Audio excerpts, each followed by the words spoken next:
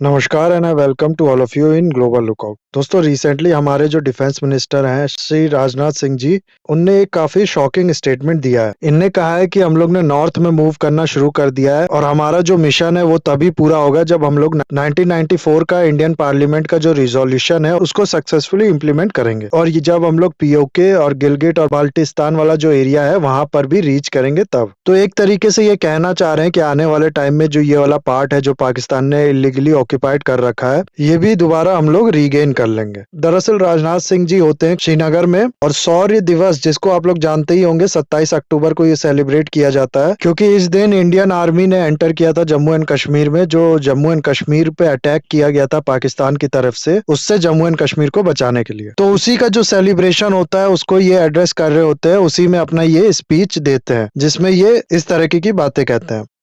इसके बाद ये कहते हैं कि ये जो full integration of Jammu and Kashmir का जो मिशन है इसको शुरू किया गया था श्यामा प्रसाद मुखर्जी के द्वारा और इसका कंक्लूजन हम लोग को देखने को मिला 5 अगस्त 2019 में, जिस दिन आर्टिकल 370 अबॉलिश्ड किया गया था। तो फुल इंटीग्रेशन तो अभी तक हुआ नहीं है। जो गिलगिट बाल्टिस्तान वाला एरिया है और ये जो वेस्ट कश्मीर वाला एरिया है ये अभी भी पाकिस्तान के पास है। हम लोग को पता है कश्मीर को लेके इंडिया और पाकिस्तान में काफी बड़ा इशू है, लेकिन हम लोग ये तो जानते हैं कि चलो दोनों कंट्री में डिस्प्यूट है जम्मू एंड कश्मीर को लेके, लेकिन हम लोग ये नहीं जानते कि क्यों ये डिस्प्यूट है, इसका बैकग्राउंड क्या है और कैसे ये वाला जो एरिया है गिलगिट बाल्टिस्तान वाला या फिर वेस्ट कश्मीर वाला, ये पाकिस्तान के हाथ में चला गया। साथ ही साथ 1994 रिजोल्यूशन की बात करते हैं राजनाथ सिंह जी, वो रिजोल्यूशन क्या है वो भी, प्लस उसके अलावा और भी बहुत कुछ हम लोग देखेंगे इस वीडियो में। बस आपको एंड तक बने रहना है और अगर वीडियो अच्छा लगे तो लाइक, कमेंट, शेयर, सब्सक्राइब जरूर करना है। शुरुआत करते हैं कश्मीर इशू के बैकग्राउंड से। पहले ये जो मैप है कश्मीर का ये देख लीजिए। आज के टाइम में इंडिया का जो मानना है वो ये है कि इस पूरे नॉर्थ वाले एरिया को इंडिया कहता है ये एरिया लद्दाख का है और इसके नीचे ये जो एरिया है इसको कहता है इंडिया जम्मू एंड कश्मीर। 2019 में ये रीऑर्गेनाइजेशन किया गया था इन यूनियन टेरिटरीज का। उसके बाद से इंडिया ये मैप शो करता है। इस मैप में अगर आप लोग देखो तो ये जो नॉर्थ वेस्ट वाला पार्ट है लद्दाख का ये है गिलगिट बाल्टिस्तान और ये जम्मू एंड कश्मीर में जो वेस्ट वाला पार्ट है इसको पाकिस्तान कहता है आजाद कश्मीर। तो ये दोनों एरिया गिलगिट बाल्टिस्तान वाला एरिया प्लस ये जो आजाद कश्मीर जिसे पाकिस्तान कहता है, ये दोनों एरिया इस समय है पाकिस्तान के इलीगल ऑक्यूपेशन के अंदर। इसमें ये जो गिलगिट वाला एरिया है इसकी क्या कहानी थी कि ये हुआ करता था सिख एम्पायर के अंदर। दरअसल ये पूरा ही एरिया आया करता था सिख एम्पायर के अंदर राजा रंजीत सिंह के टाइम पे। 1846 में एंग्लो सिख वॉर होता है जिसके बाद जो अंग्रेज होते हैं वो जीत जाते हैं और कश्मीर वाला एरिया सिख एम्पायर से वो लोग छीन लेते हैं। टाइम पे कश्मीर वाले एरिया में जो गवर्नर होता है सिख एम्पायर का उसका नाम होता है गुलाब सिंह। ये वॉर जब खत्म होता है तो गुलाब सिंह के साथ ब्रिटिशर्स एक डील करते हैं जिस डील के अंदर कश्मीर वाला एरिया उसे दे दिया जाता है और वो इसके बदले में ब्रिटिशर्स को पैसा देता है। ये पूरा कश्मीर का एरिया अपने अंडर लेने के बाद गुलाब सिंह क्या करता है, अपने आप को महाराजा डिक्लेयर कर देता है इस पूरे एरिया का। यही मुद्दा जो है पाकिस्तान बार बार उठाता है। पाकिस्तान कहता है क्योंकि ये जो महाराजा थे ये राइटफुल रूलर नहीं थे, इसलिए उनके जो नेक्स्ट जनरेशन है उसके द्वारा इंस्ट्रूमेंट ऑफ असेशन साइन करने के बाद भी ये जो गिलगिट वाला या कश्मीर वाला जो एरिया है ये इंडिया का नहीं होता है, क्योंकि ये जो महाराजा का रूल था ये एक तरीके से कॉलोनियल रूल होता है। जो लोगों की मर्जी होती है वो पूछे बिना अंग्रेज क्या करते हैं, ये एरिया महाराजा को बेच देते हैं। महाराजा को कश्मीर बेचने के बाद होता क्या है कि ब्रिटिशर्स को लगता है कि कल को रशियन आर्मी जो है वो अटैक ना कर दे इंडिया के नदन पार्ट पे, इसलिए वो क्या करते हैं गिलगिट बाल्टिस्तान वाला एरिया जो है लीज पे ले लेते हैं महाराजा से और फिर इसी काम के लिए इस एरिया में एक लोकल आर्मी खड़ी करते हैं वो, जिसका नाम रखा जाता है गिलगिट स्काउट।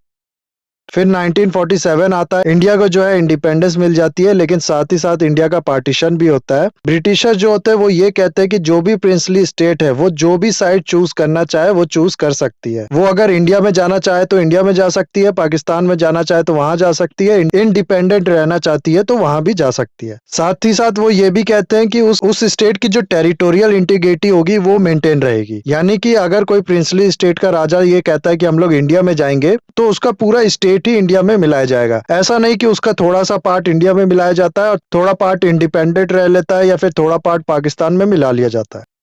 तो इन शर्तों पे इंडिया को आजादी मिलती है ब्रिटिशर से। उसके बाद क्या होता है कि गिलगिट वाले एरिया में ये जो गिलगिट स्काउट्स होते हैं ये डर जाते हैं। इनको लगता है कि अब तक तो ये जो रूल था, हम लोग यहाँ पर सुप्रीम थे, हमारे अंडर यहाँ का रूल था, लेकिन अब जो होगा महाराजा के अंडर हम लोग चले जाएंगे और एक तरीके से सबऑर्डिनेट बन जाएंगे महाराजा के आर्मी के।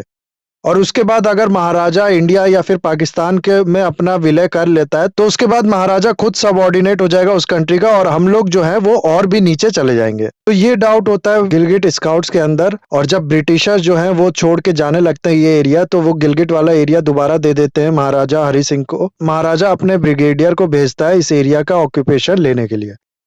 इस समय गिलगिट स्काउट का जो कमांडर होता है उसका नाम होता है मेजर W.A. ब्राउन। जब ब्रिगेडियर घनसार सिंह इसके पास पहुंचते हैं ऑक्यूपेशन लेने के लिए, तो ये बगावत कर देता है और ये घनसार सिंह को बंदी बना लेता है। और जैसा कि मैंने बताया, इस एरिया में जो स्काउट्स थे उनके अंदर एंटी महाराजा सेंटिमेंट होता है, और यहाँ की जो पॉपुलेशन होती है उनके अंदर भी एंटी महाराजा सेंटिमेंट होता है। इस चीज को देखते हुए ये यहाँ पर क्या करता है, मिलिट्री रूल स्टेब्लिश कर लेता है, बजाय जो ऑक्यूपेशन है उसको दोबारा महाराजा को हैंड ओवर करने के।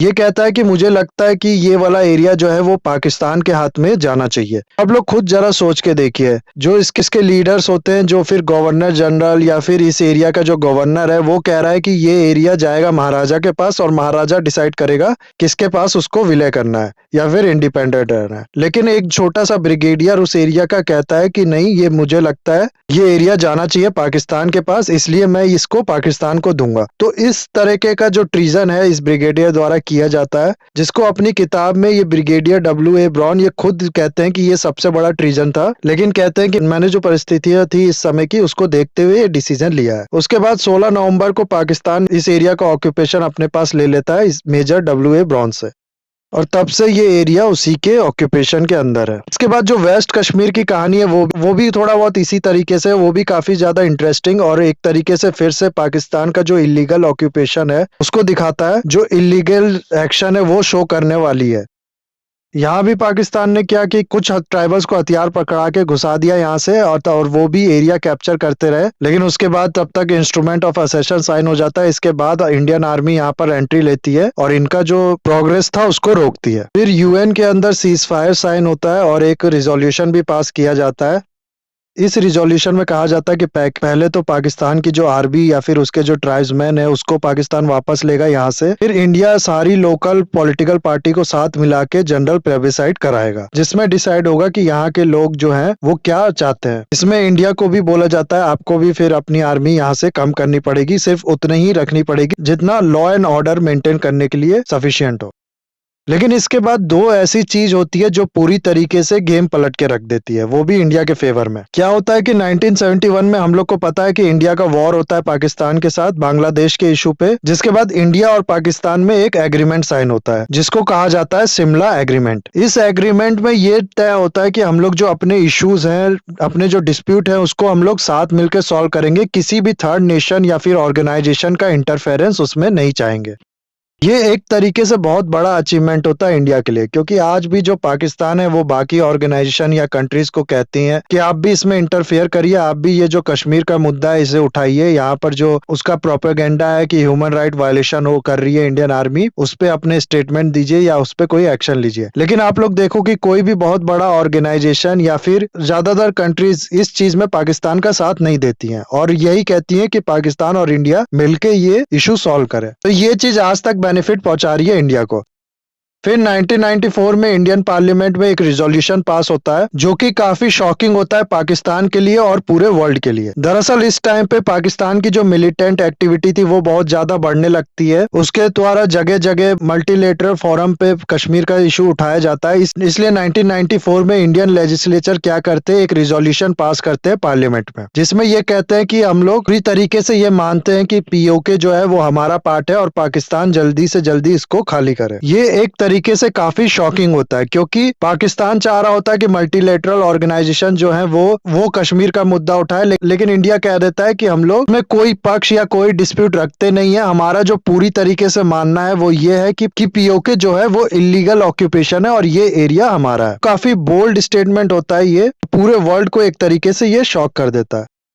और हम सबको पता है कि इसके बाद जो असली धमाका होता है वो होता है 2019 में। 5 अगस्त 2019 में आर्टिकल 370 को अबॉलिश कर दिया जाता है और कश्मीर के पूरे मैप को रीऑर्गेनाइज किया जाता है, जिसमें 2 यूनियन टेरिटरी बनाई जाती है। सबसे ऊपर वाला जो है वो लद्दाख और उसके नीचे है जम्मू एंड कश्मीर। लेकिन इस बीच पाकिस्तान भी अपनी टेढ़ी मेढ़ी चाल जो है वो चल रहा होता है। 2009 में गिलगिट बाल्टिस्तान वाले एरिया में लेजिस्लेटिव असेंबली सेटअप की जाती है और उसके हाथ में कुछ पावर दी जाती है। लेकिन फिर 2018 में असेंबली की पावर लिमिट कर दी जाती है ताकि जो सीपैक प्रोजेक्ट है वो अच्छे से इम्प्लीमेंट किया जाए। इमरान खान इस समय प्राइम मिनिस्टर होते हैं पाकिस्तान के, और इमरान खान को अगर आप लोग देखें, इनने खुद ने अनजाने में इंडिया को बहुत ज्यादा फायदा पहुंचाया है। चाइना को मदद पहुंचाने के लिए ये लेजिस्लेटिव असेंबली से थोड़ी पावर तो छीनने की कोशिश करते हैं, लेकिन इस वजह से होता क्या है कि गिलगिट बाल्टिस्तान के जो पॉलिटिशियन या फिर वहां के जो लोग होते हैं वो अगेंस्ट हो जाते हैं गवर्नमेंट के, और एक तरीके से रिसेंटमेंट आता है उनके अंदर।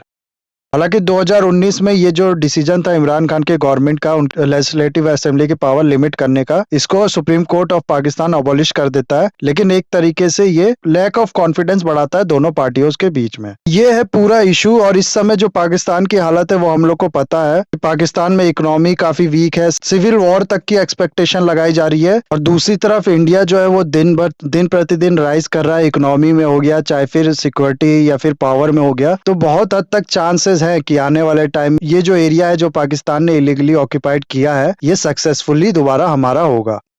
नाउ एक बड़ा सवाल यहाँ पर ये होना चाहिए कि ये जो गिलगिट बाल्टिस्तान वाला एरिया है, इसकी इंपॉर्टेंस क्या है? इंडिया को ये एरिया दोबारा अपने पास लाने से फायदा क्या हो सकता है? तो देखो, सबसे बड़ा जो इंपॉर्टेंस है वो ये कि ये एरिया स्ट्रेटेजिकली बहुत ज्यादा इंपॉर्टेंट है। आप लोग को पता होगा कि इस एरिया से ही सीपैक प्रोजेक्ट पास होता है चाइना का, और चाइना को इसी रास्ते से एक नया अल्टरनेटिव मिल पाता है अरेबियन सी में एंटर करने का, बिना इंडियन ओशियन से पास हुए। इसलिए चाइना के लिए ये एरिया काफी ज्यादा इंपॉर्टेंट था स्ट्रेटेजिकली पॉइंट ऑफ व्यू से, और इसीलिए चाइना ने काफी ज्यादा यहाँ पर इन्वेस्टमेंट भी कर रखा था। कल को ये जो एरिया है उसका इंडिया में विलय हो जाता है तो चाइना का ये जो उम्मीद है इस पे सारा पानी फिर जाएगा, और चाइना को मजबूर होके इंडियन ओशियन के थ्रू ही अरेबियन सी में एंटर करना पड़ेगा, जिससे फिर चाइना जो है वो इंडिया से भी उलझने से डरेगा, क्योंकि इंडियन ओशियन में इंडिया काफी बड़ा से रखता है। दूसरा, आप लोग ने तापी पाइपलाइन के बारे में सुना होगा। ताजिकिस्तान, अफगानिस्तान, पाकिस्तान और इंडिया से ये पाइपलाइन जानी थी। ताजिकिस्तान की गैस जिसके थ्रू अफगानिस्तान पाकिस्तान होते हुए इंडिया पे सप्लाई होनी थी, लेकिन पाकिस्तान और इंडिया के इशू की वजह से या फिर बाकी इशू की वजह से ये पाइपलाइन बन नहीं सकी। अब अगर कल को ये गिलगिट बाल्टिस्तान वाला एरिया इंडिया के पास होता है तो इसके थ्रू हम लोग डायरेक्ट जो नेचुरल गैस है ताजिकिस्तान की वो इम्पोर्ट कर सकेंगे, पाकिस्तान और अफगानिस्तान को बाईपास करके। तो इस तरीके से भी काफी ज्यादा फायदा मिल सकता है इंडिया को। इसके अलावा एक और इंटरेस्टिंग चीज आप लोग को बताऊं यहाँ पर, तो जो श्रीनगर एयरपोर्ट है जहां पर ये सेलिब्रेशन हो रहा होता है शौर्य दिवस पे, इसको बदगाम एयरपोर्ट कहा जाता था। आज के टाइम पे इसका नाम है शेख उल आलम इंटरनेशनल एयरपोर्ट। ये वो एयरपोर्ट है जहां पर इंडियन आर्मी लैंड करती है 1947 में, जिसके बाद इंडियन आर्मी श्रीनगर को पाकिस्तान के हाथ में जाने से बचा पाती है। तो इसी एयरपोर्ट की वजह से इंडिया ये जो जंग है वो जीत पाता है, और उसके बाद सिर्फ इसी वॉर में नहीं, इसके बाद के भी वॉर में इस एयरपोर्ट ने वो काफी ज्यादा सर्व किया है इंडियन आर्मी। और इस सेलिब्रेशन के अंदर होता क्या है कि दोबारा से रिक्रिएशन किया जाता उस पूरे इंसिडेंट का, जब ट्राइब्समैन पाकिस्तान से इंडिया को आते हैं और यहाँ पर जो अटैक है वो करते हैं, काफी एरिया को रिकैप्चर कर लेते हैं। उसके बाद कैसे इंडियन आर्मी उनको वापस पीछे धकेलती है। तो ये थी पूरी न्यूज गाइज, इसमें मैंने काफी कुछ कवर कर दिया। आई होप ये वीडियो आपको अच्छा लगा होगा। इसे लाइक, कमेंट, शेयर, सब्सक्राइब जरूर कीजिएगा। That's all, have a nice day, take care.